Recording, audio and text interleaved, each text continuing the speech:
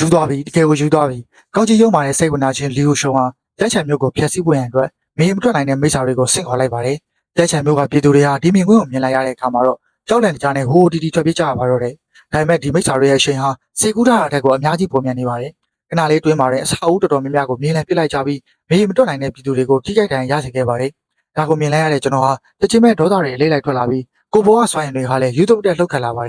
ယ်ကျွန်တော်ရဲ့ဆွမ်းရင်တွေဖြတ်တန်းသွားတဲ့နေရာတိုင်းမှာဟာကွက်ရှိရဲ့မိစ္ဆာတွေအားလုံးဟာချစ်ချင်းမဲ့ပောက်ခွဲထွက်သွားကြပါတယ်။ဒါကြောင့်ကြက်ချင်မျိုးတစ်မျိုးလုံးရဲ့ကောင်းကင်ရမ်းမှာမင်းအောင်မိကုံငွေတွေဖုံးလွှမ်းသွားခဲ့ပါတယ်။တချို့ရှိရဲ့သားရဲကလည်းချားမိစ္ဆာတွေကိုယူယူမမှုဝါမြုံနေပေမဲ့လည်းအရေးအတွက်ကအရန်များလို့နေလို့အချိန်တိုအတွင်းမှာအကုန်လုံးကိုတက်ဖြစ်ဖို့မဖြစ်နိုင်ပါဘူး။အဲ့ဒီချိန်မှာပဲစကားပြောဆက်တဲ့ကနေဝန်ဟောက်ရဲ့အတန်ထွက်ပေါ်လာပါတယ်။အကိုကျန်းကျွန်တော်တို့နေရာတစ်ခုကိုရှာတွေ့ထားပြီးဖြည့်ဆည်းနေပါတယ်။ဒါပေမဲ့သူတို့ရဲ့နေမြေကူးပြောင်းရေးဆော့ပိုင်းကအကာအကွယ်ကအရန်မှလို့ဖြည့်ဆည်းဖို့အနည်းဆုံးနိုင်ဝက်ကြာလိမ့်မယ်။မင်းတို့ဖြည့်ဆည်းနေဖို့မလိုဘူးငါ့ကိုနေရာပဲပြလိုက်။အဲ့ဒီပြဿနာတွေကိုငါပဲရှင်းလိုက်မယ်။ဒါကိုကြားလိုက်ရတဲ့ဝန်ဟောက်ကချက်ချင်းပဲဒီနေရာကိုပို့ပေးလိုက်ပါတယ်။သူပို့လိုက်တဲ့အချက်လက်ကိုမြင်လိုက်တာနဲ့ကျွန်တော်ဟာချက်ချင်းပဲနေရာနေပြောက်ကွယ်သွားပါတယ်။ကျွန်တော်ပြန်ပေါ်လာတဲ့အချိန်မှာတော့ဝန်ဟောက်ရဲ့ဘေးနားကိုရောက်နေပါပြီ။အဲဒီနောက်ကျွန်တော်ဟာရှေ့ကနေမြေကူးပြောင်းရေးဆော့ဝိုင်းကိုလက်သီးတစ်ချက်နဲ့ရိုက်ခွဲလိုက်ပြီးမှခြားဆော့ဝိုင်းတွေကိုလည်းဆက်ရှာချဒီဆော့ဝိုင်းတွေဟာလက်ဖျားကြောက်တုံးရဲ့အာရုံခံမှုကိုပိတ်ဆို့နိုင်စွမ်းရှိလို့ပါ။ငါလက်ဖျားကြောက်တုံးနဲ့ရှာလို့မရဘူးလို့ပြောလိုက်ပါတယ်။ဝန်ဟောက်ကခေါင်းချင်းပြပြီးချက်ချင်းပဲပြန်ချဖို့ထွက်သွားပါတယ်။ဒါပေမဲ့ဒီဆော့ဝိုင်းတွေကိုအများဆုံးဖျက်ဆီးနိုင်ရင်နိုင်ဝက်အတွင်းမှာနေကြက်ချံမျိုးတစ်မျိုးလုံးမိစ္ဆာတွေရဲ့လက်ထဲကျရောက်သွားနိုင်တယ်ဆိုတာကျွန်တော်သိနေပါတယ်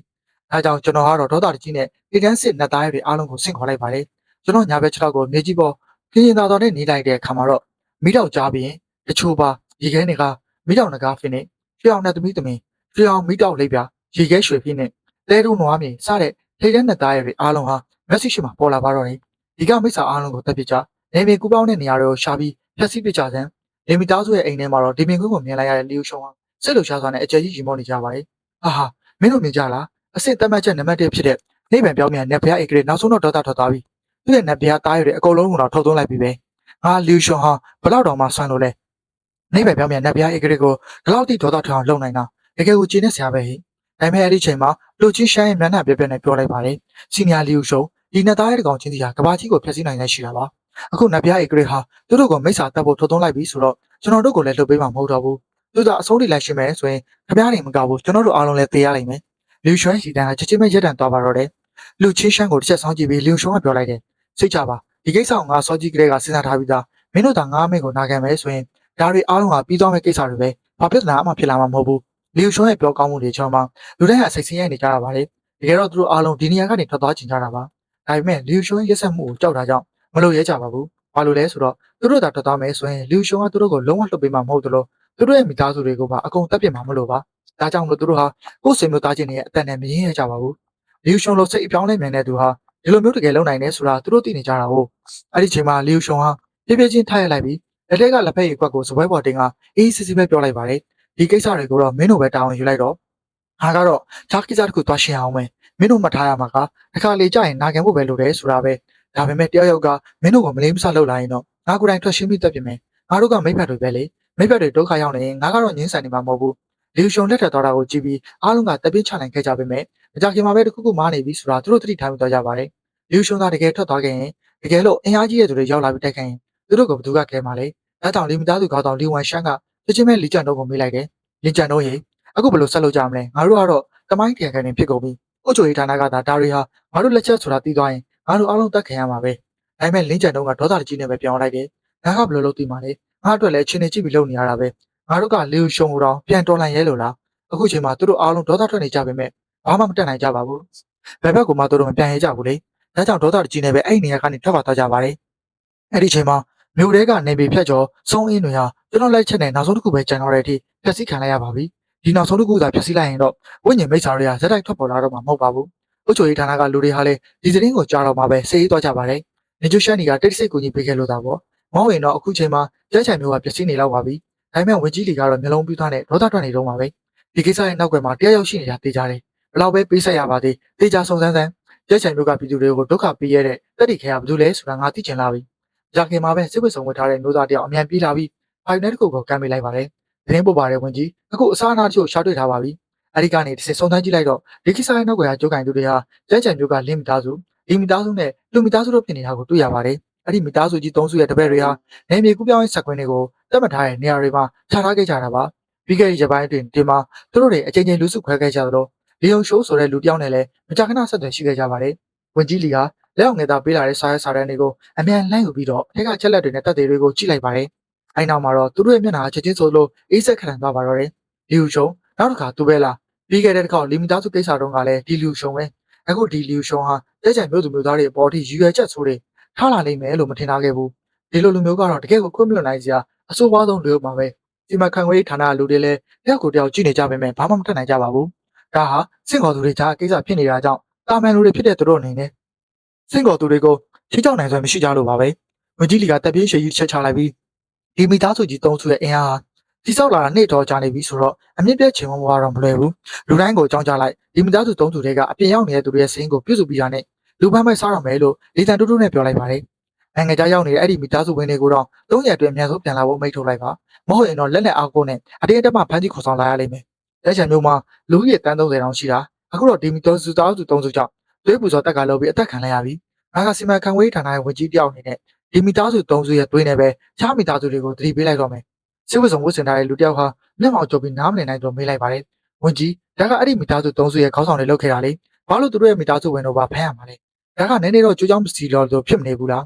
ားဟွန်းကျွမ်းချင်ကလူတွေအားလုံးတက်ခံရတော့မလို့ဖြစ်ခဲ့တာနော်မင်းကကြည့်ချင်ဟိုမတက်ပဲထားလိုက်ရင်နောက်ဘသူကငါတို့ကိုလေးထားတော့မှလဲလို့ဝန်ကြီးကပြန်ပြောလိုက်ပါတယ်အဲ့ဒီစသားလေဒါကိုကြားတော့ဘာမှဆက်ပြောတော့ပဲအမိတ်ကိုနာခံဝင်ရအတွက်တိတ်ဆိတ်ထွက်သွားပါတော့တယ်အဲ့ဒီချိန်မှာပဲဝန်ကြီးလီရဲ့အထက်လူကြီးကဖုန်းဝင်လာပြီးလူရှုံရှက်နေရကိုရှာဖို့လွတ်လွတ်ခိုင်းလိုက်ပါတယ်အချင်းတွေကဒီထိရောက်လာပြီဆိုတော့သူ့ကိုဆက်ပြီးစီယုံသိမ်းသိမ်းဖို့မဖြစ်နိုင်တော့ပါဘူးတွေ့တာနဲ့သူ့ကိုလူကလီယာနဲ့တိုက်ခိုက်ပြီးတိုက်ရိုက်ပြတ်ရှင်းပြဖို့မိတ်ပေးလိုက်ပါတယ်လက်ချံမျိုးပြင်ပတ်မှာတော့လီရှုံဟာမီဂိုတောက်နေတဲ့မျိုးကြီးကိုကြည့်ပြီးအတိတ်ပဲပါပြောင်းလိုက်ပါတယ်ပြီးတော့နေကျွရှန်လီမင်းကငါ့ကိုတကယ်ပဲအောင်လုပ်နိုင်တာပဲလို့တူတူလေးချိန်ယူလိုက်ပါတယ်မင်းကိုယ်တိုင်လေးချင်ရင်နဲ့လူတွေကိုကာဝယ်ပေးလိမ့်မယ်လို့ထင်ထားတာမင်းရဲ့နဲ့သားရွတွေအကုန်လုံးကိုထုတ်သုံးလိမ့်မယ်လို့မထင်ထားမိဘူးစိတ်ဝင်စားဖို့ကောင်းလိုက်တာတကယ်ကိုမျောလင့်ထားတဲ့ကိစ္စပဲဟောငါတော့အင်ခွာဂျပန်နိုင်ငံကိုတစ်ခေါက်တော့သွားရတော့မယ်ထင်တယ်အဲ့ဒီကကောင်တွေကတော့နေကျွရှန်လီကိုချင်းပြရမှာကိုသဘောကျကြမှာပဲအဲ့လိုပြောပြတာနဲ့လီယိုရှုံဟာငွေရောင်မိကိုငွေအဖြစ်ပြောင်းလဲသွားပြီးအဲ့ဒီနေရာကနေပြောက်ခွေသွားပါတော့တယ်လက်ချံမျိုးထဲမှာရှိနေတဲ့ကျွန်တော်ကတော့ပျက်စီးယိုရင်းရဲ့မျိုးကြီးကိုကြည့်ပြီးဒေါသတွေတလိမ့်လိမ့်ထွက်နေပါတယ်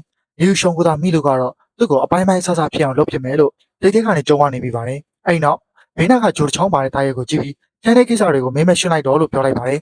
ပြီးရတယ်ကျွန်တော်လည်းလှည့်ထွက်ပြီးရှောင်ဖို့ပြင်လိုက်ပါတော့တယ်လူသူမရှိတဲ့အဆောင်တစ်ခုကိုတွားပြီးတော့နတ်သားရေးပေါက်ချက်မှုကိုဖြုတ်ဖို့ပြင်လိုက်ပါတယ်ဒါပေမဲ့အဲ့ဒီချိန်မှာပဲအဝိကနေအထူးပြုလုပ်ထားတဲ့ချီစံထောက်ပြေးဝင်လာပြီးကျွန်တော်ရင်ဘက်ကိုတက်တက်မက်လာမှန်ပါတော့တယ်ချီစံကအကျေးကုန်နေတဲ့ထိမိတာနဲ့တမ်းပြီးလင်းထွက်သွားပါတယ်ကျွန်တော်လည်းချီစံလာတဲ့လမ်းကြောင်းတိုင်းလှမ်းကြည့်လိုက်တော့သပင်းရဲ့မဲရောင်နဲ့မင်းမလာလေးတယောက်ဟာဖြစ်နေတာကိုတွေ့လိုက်ရတယ်အဲ့ဒီချိန်မှာသူကအဆောက်အဦရန်နာပေါ်မှာဝတ်ပြီးစတိုင်ပါနဲ့ကျွန်တော်ကောင်းကိုချိန်ထားတာပါသူကခုနကပြစ်လိုက်တဲ့ကြည်စံဟာကျွန်တော်ကိုဘာတန်ရာမှမရစေတာကိုမြင်တော့သူ့မျက်နှာမှာမြုံနိုင်ကြဖြစ်သွားတဲ့အေးအောင်နဲ့ပြည့်နေသွားပါတယ်ကျွန်တော်ကတော့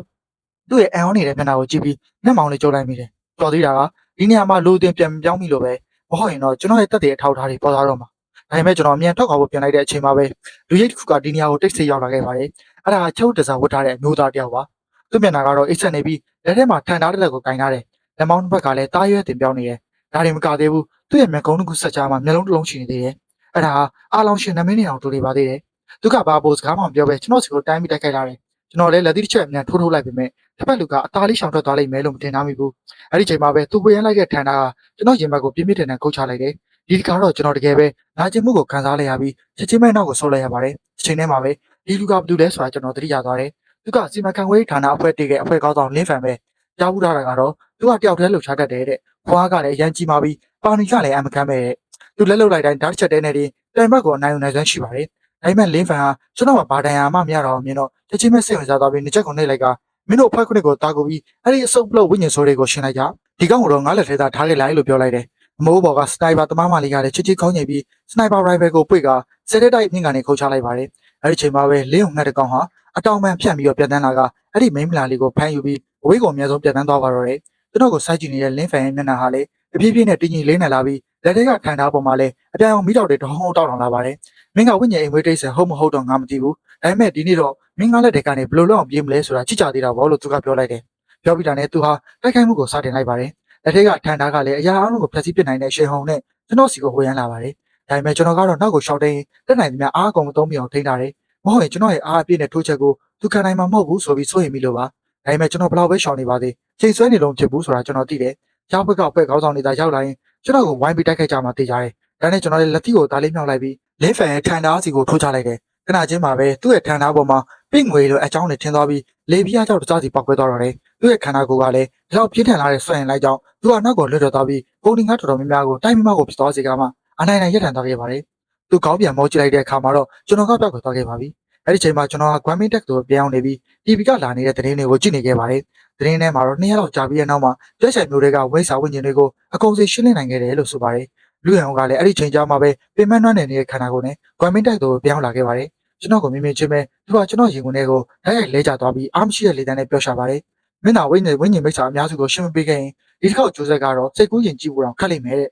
အဲ့ဒီချိန်မှာပဲကျွန်တော်ဟာလင်းဖန်ရဲ့အကြောင်းကိုသူ့ကိုမေးလိုက်ပြီးလင်းဖန်နဲ့ပတ်သက်လို့သူဘယ်လောက်တည်ထားလဲဆိုတာမင်းပြခဲ့ပါတယ်ကျွန်တော်ရဲ့မိကုံကိုကြားတော့လူရောင်ကချက်ချင်းပဲထောက်တိုင်လိုက်ပြီးလက်ခုံးပင်ကမင်းကဘာလို့သူ့ကြောင့်မေးရလဲလို့ပြန်မိပါတယ်ကျွန်တော်ကလည်းမကြခင်ကပဲသူ့နဲ့လက်ရည်ဆန်းခဲ့သေးတယ်သူ့ရဲ့အဆန်ကတော်တော်လေးကိုတန်ပါသလိုထိတ်တန်းတဲ့ပြားသားရဲ့ကိုပိုင်ဆိုင်ထားသူလည်းဖြစ်နေတယ်ဒါပေမဲ့လုံနိုင်ငံမှာဒီလိုထိတ်တန်းတဲ့ပြားသားရဲ့ပိုင်ရှင်မျိုးရှိခဲ့တာကိုငါဘာလို့မမှတ်မိတာလဲလို့ပြောလိုက်ပါတယ်လူရောင်ကမျက်နှာပေါ်ကချွေးတွေကိုသုံးရင်းပြက်ပြပါတယ်လင်းဖန်ကမူလကတော့လက်ပြားသားရဲ့အထူရောင်ကိုပိုင်ဆိုင်တဲ့သူတယောက်ပါဒါပေမဲ့တက်ဆိုင်မှုတစ်ခုကြောင့်လူ့ရဲ့နေမြေတွေကိုရောက်သွားခဲ့ပြီးထိတ်တန်းတဲ့ပြားသားရဲ့တကောင်ကိုရရှိခဲ့ုံနဲ့မကဘဲနဲ့လူ့ရဲ့ရန်နာတစ်ခုကိုပါရရှိခဲ့တာဒါပေမဲ့အဲ့ဒီလူ့ရဲ့ရန်နာဟာဘာလဲဆိုတာကိုတော့အခုထိဘယ်သူမှမသိကြသေးဘူးတဲ့